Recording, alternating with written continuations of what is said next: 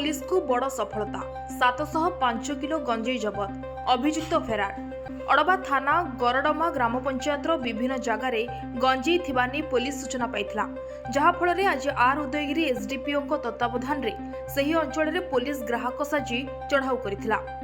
चढ़ाऊ 28टी जरी बस्तारे विपुल परिमाण गंजेई जबत करथिबा बेले सेठारु गंजेई माफिया फेरार हो जाइथिला। उक्त गंजेई एग्जीक्यूटिव मजिस्ट्रेट को उपस्थिति रे ओजन करा जाइथिला, जहार परिमाण 705 किलो होइथिला। एही गंजेई बाहर राज्य को चोरा चलाण करजिबा पई रखा जाइथिबा बेले जबत गंजेईर आनुमानिक बजार दर 70 लाख टंका हेबो बोली एसडीपीओ राकेश कुमार साहू सूचना दैछंती। अड़बा थाना 87/26 रे मामला रुजु करा जाई एथिरे जेउ व्यक्ति संश्लिष्ट अछंती अतिशीघ्र गिरफ करिबा पई टीम गठन करा जाइथिबा जणा पड़िछि।